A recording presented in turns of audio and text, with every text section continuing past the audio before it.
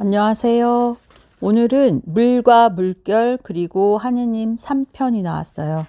그래서 목차를 보면은 1. 대림 그리고 기쁨, 2. 사순 봄, 3. 부활, 4. 성령 그리고 십자가, 5. 용서, 6. 위로, 7. 하느님의 사람들.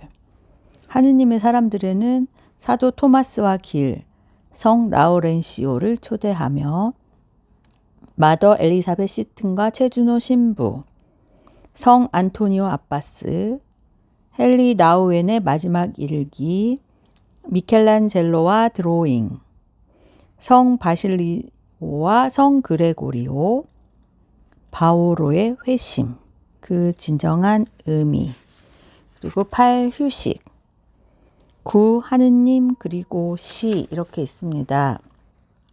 우선 43페이지 에크하르트의 물음. 지금부터 600년 전 도미니코 회원이면서 탁월한 설교가요. 신비신학의 대가였던 마이스터 에크하르트가 이런 물음을 던졌습니다.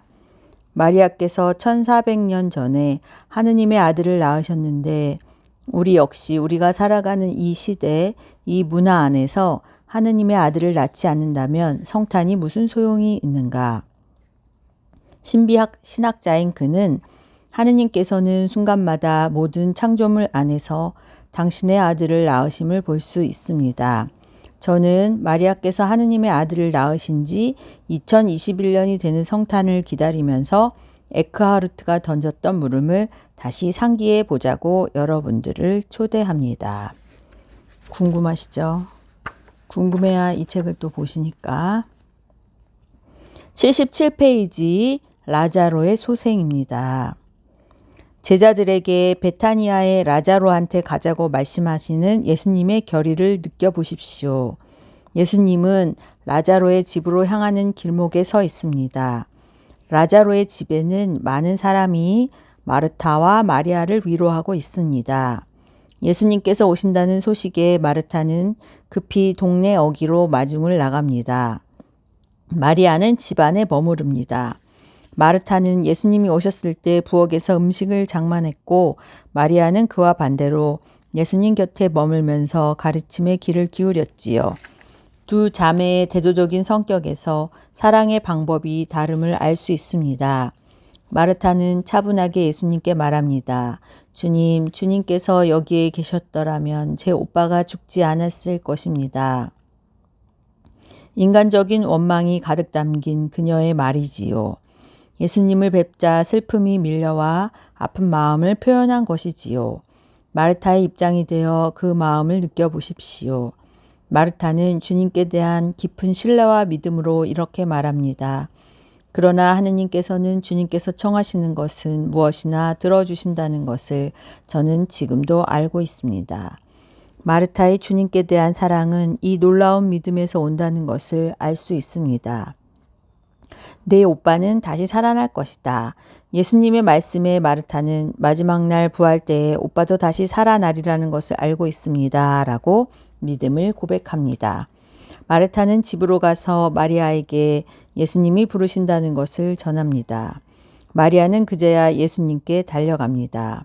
마리아 역시 언니와 같은 말을 합니다. 다만 격정적인 성격의 마리아는 예수님의 발치에 엎드려 절규합니다. 마리아가 달려나가는 것을 보고 따라온 동네 사람들도 마리아와 같이 엎드려 통곡합니다. 예수님은 이 장면을 보시자 비통함으로 복받쳐 오릅니다. 생전에 당신에게 한없는 사랑을 주던 라자로를 떠올리자 눈물이 솟구쳐 오릅니다. 눈물을 흘리시는 예수님께 다가가 손을 잡아 드리십시오. 누군가 올 때는 손을 잡아주는 것만으로도 큰 위로가 되지요. 예수님은 사람들에게 라자로의 무덤으로 가자고 말씀하십니다. 돌을 치워라. 예수님께서 하시려는 일이 무엇인지 깨닫지 못하는 마르타가 말합니다. 주님, 죽은 지 나흘이나 되어 벌써 냄새가 납니다. 사랑하던 라자로의 죽은 얼굴이라도 보시려는 줄 알고 마르타가 말리는 말이지요. 예수님은 하늘을 오르러 기도합니다. 아버지, 제 말씀을 들어주시니 아버지께 감사드립니다. 기적의 힘은 당신 자신의 힘이 아니라 아버지와의 완전한 일치라는 것을 예수님은 우리에게 드러내십니다. 하느님과 그분과 하나가 될 때 기적이 일어납니다. 우리도 온전히 주님께 신뢰할 수 있는 은총을 청합시다.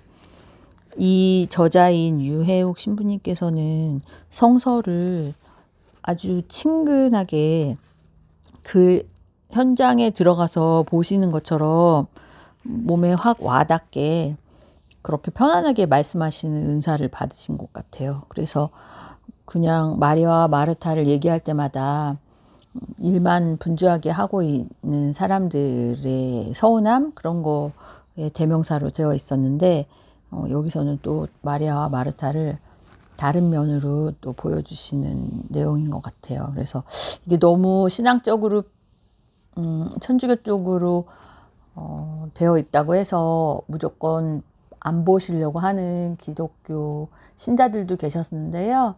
그 표현하는 방식이나 언어가 다를 뿐이지 그 예수님의 일생이나 이런 것들에 대해서 다시 생각해 볼 수 있는 화두가 돼서 저는 권해주고 싶습니다. 252페이지 천국으로 가는 계단과 참새. 천국으로 가는 계단. 빛나는 것은 모두 다 금이라고 믿는 여인이 있는데 그녀는 천국에 오르는 계단을 사려고 하네요. 천국에 이르면 가게가 모두 문을 닫아도 한마디만 하면 그녀가 마음먹은 것은 모두 얻을 수 있다고 알고 있네요. 우우 그녀는 천국에 오르는 계단을 사려고 하네요. 벽에는 표지판이 있지만 그녀는 자기가 확실히 옳기를 바라네요. 가끔 두 가지 뜻을 지닌 낱말도 있으니까요. 시냇가 어느 나무에 노래하는 새 한 마리가 있네요. 때로 우리의 모든 생각이 틀렸을까 걱정이 되기도 하지요.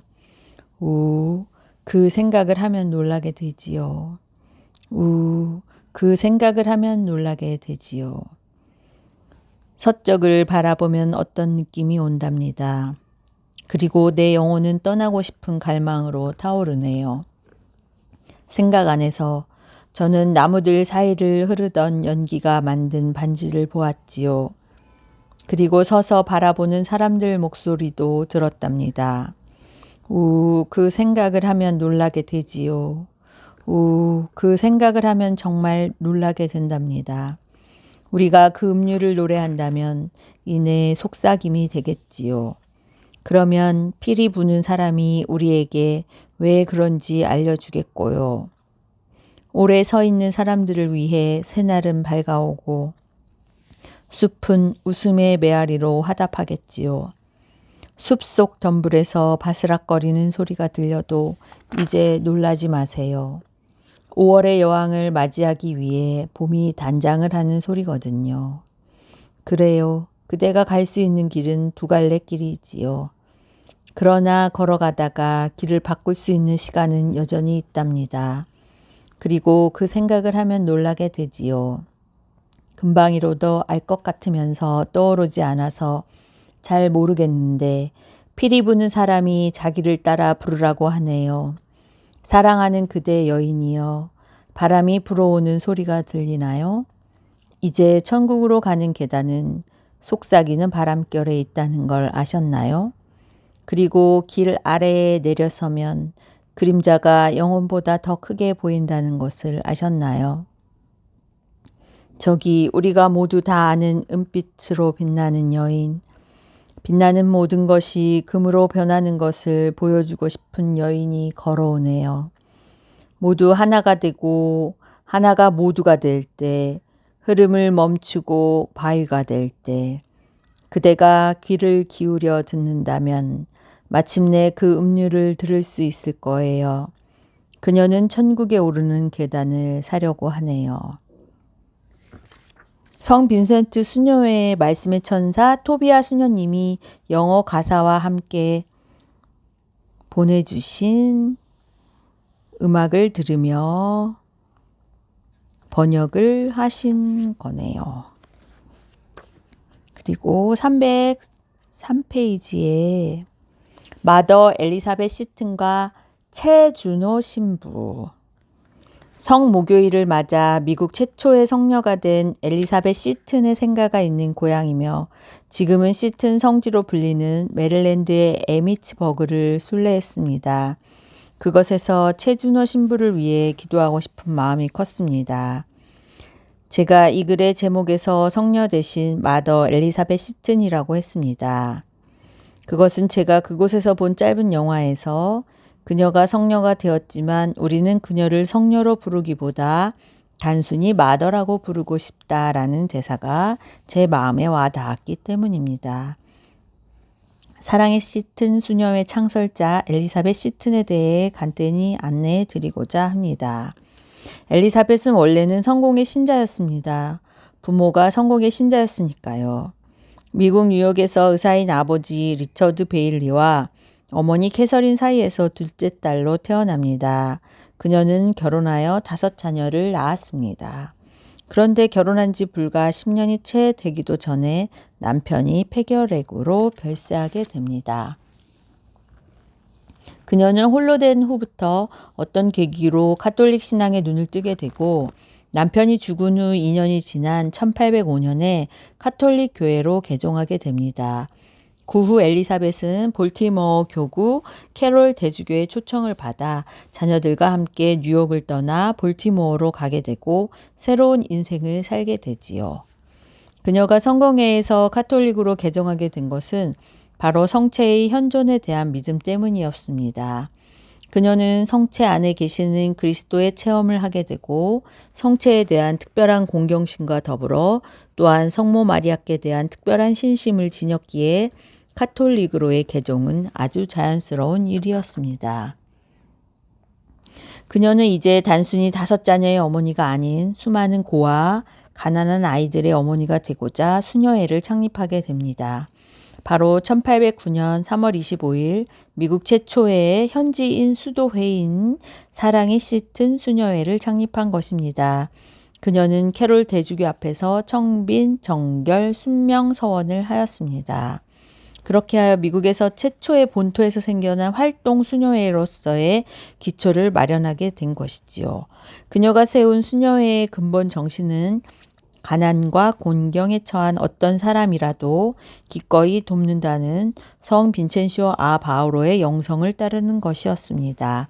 사랑의 시튼 수녀회는 물론 한국의 명칭이고요. 마더 엘리사벳 시튼은 오늘 최준호 신부를 위해 기도드리는 저에게 나지막한 목소리로 이렇게 들려주었습니다. 모든 것 안에서 하느님의 뜻을 찾아라. 영혼의 유일한 소망이 하느님의 뜻을 찾고 이루는 것일 때 우리에게 실망이란 있을 수 없다.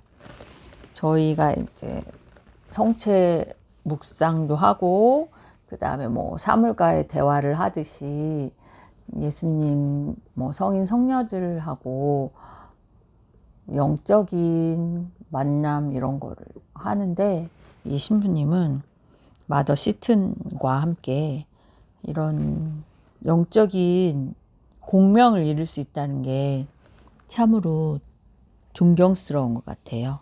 그래서 이 최준호 신부님이 예수의 광구장이셨을 때 두 분이 그 신자들에게 예수님의 사랑을 어떻게 전할지에 관한 많은 노력들을 같이 하셨었나 봐요. 그래서 57세에 돌아가신 최준호 신부님에 대한 애틋한 동지애 같은 게 있으셔서 진심으로 기도를 하다가 이런 명상을 영적인 만남을 나누시게 된 것 같습니다.